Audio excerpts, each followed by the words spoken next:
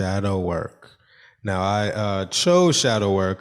This morning, I woke up. I was going through my not Facebook, but my YouTube feed, and there was a video that just popped up randomly, and I hadn't seen shadow work being spoken about in a while. So I tapped in, listened to what the sister had to say, and I was like, this ties into the Bel-Aire reboot because it's like from the '90s, it was like the happy light side of everything is all right, glossing over social issues and things like that. For the most part, they did tap into things here and there, but for the most part, it was just like fun. And but looking at the reboot, it's like, okay, we're dealing with the darker aspect of life, adaptability, and things of that nature. So the shadow work this morning, so I'm like, okay, this ties in, because doing the shadow work, you pretty much going into the dark side of yourself to bring light to suppressed emotions, things that you've ignored that you don't want to confront, qualities within yourself that are attracting the quote unquote negativity in your life that you choose to like, oh, that's not me. That cannot be me that's attracting these these people that have certain type of qualities. It's like that's where you begin to see how you are attracting certain things. So when you start to do the shadow work, it brings to light, it brings to the surface a lot of things, and then it gives you the opportunity to work through it or begin to continue to suppress and ignore and avoid. So shadow work all around. So I can give like one example that really woke me up to where I'm at now, and I always pinpoint it goes back to 2009. I was studying integral philosophy, dealing with Ken Wilber's work. Look it up because there's a lot that I could go into, but look that up, and it's been a while since I looked into it. But Ken Wilber's integral philosophy, and within that there were some techniques and exercises in regards to shadow work. And I started to do the practice. I was living in New York at the time, and this is like 2008. So 2007, 2008. So 2009 comes around, and I remember I was laying on my on the bed at my pop's house. I was living at my pop's house, and I was mad because of money situation. Like, okay, I'm not making enough money. I'm working 2 jobs.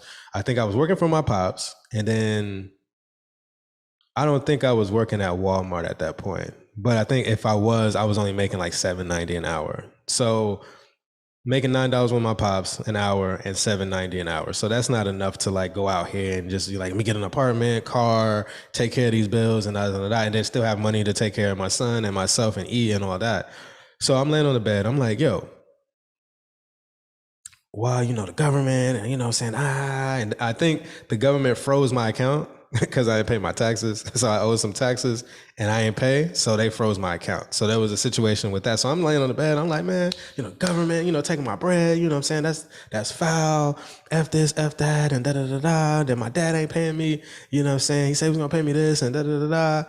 Then it hit me, especially like with the government situation, like they taking my money. So I'm like, and it wasn't me. It was like, I got a download. It was like, hey, remember that credit card you got back in '03? That $5,000 credit card? '02, you got that $5,000 credit card and you bought all this equipment and y'all, you and, your son's mother, y'all went out to get, eating at Culture's barbecue every day, getting Tommy Hilfiger jackets, bubble coats, and, Tim's and all this and all that.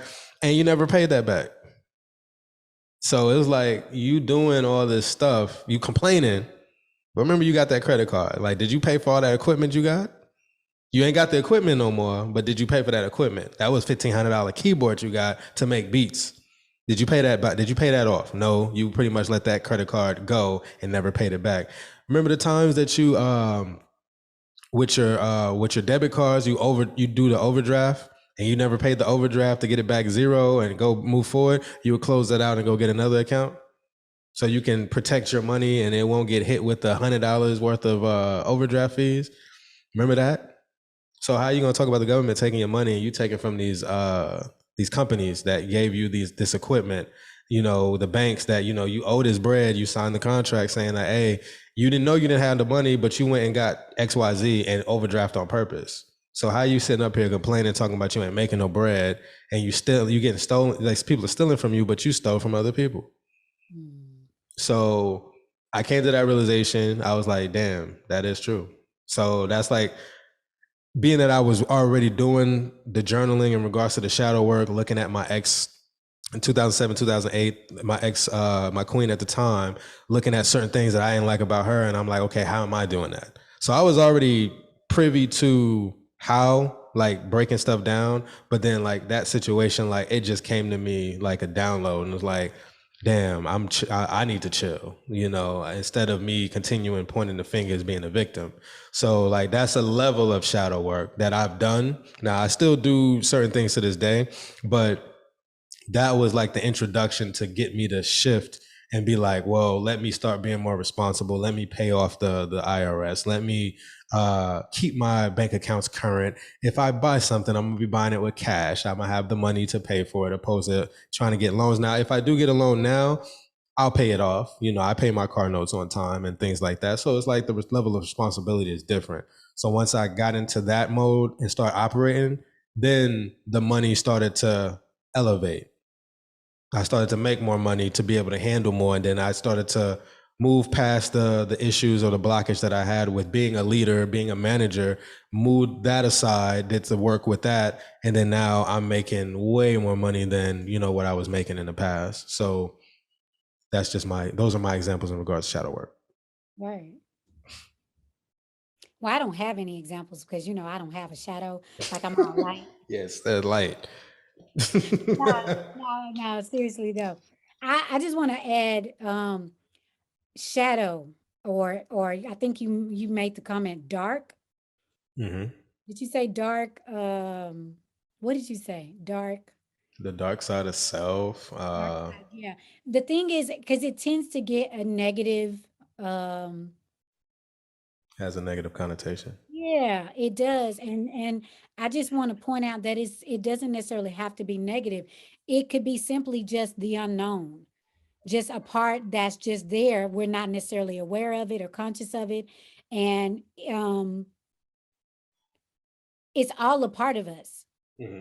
good, bad, indifferent, whatever. It's a matter of just accepting whatever that is and looking at it from an objective point of view to be able to move through it, because it's like if we don't acknowledge that it's there or accept it from an objective point of view, because again, if we're um judging it is like this shouldn't be, Right. and if it shouldn't be, but it's like it's here, it's there. So what do you do with that? So I just want to point that out because I know that's one of the things I struggle with, where it's like I'm judging it and it's like, no, this ain't right, blah, blah, blah. And it's like, well, no, it is, it's there. Hmm. It's just a situation. And what can I take from the situation? How can I transform or transmute the situation or myself in light of the situation or whatever? So, yeah. Let me see, shadow work for me. What's something recent?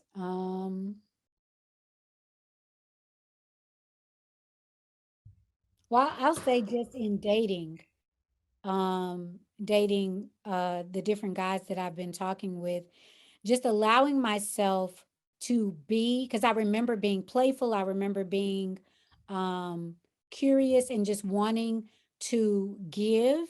And at some point I stopped giving in relationships, like I may have felt wounded or hurt or whatever. And so just being willing to give from a place of I'm not expecting anything in return. Really acknowledging that I had become stingy for whatever reason. It Hmm. didn't matter what the reason was. It was like, look, this is the relationship I want. What do I need to do to be the person that would have that relationship and maintain it?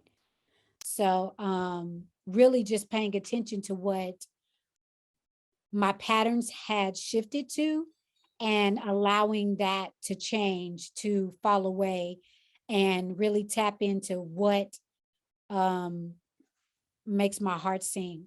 So, Ashe. Hence the yellow. My light is popping. My light is popping.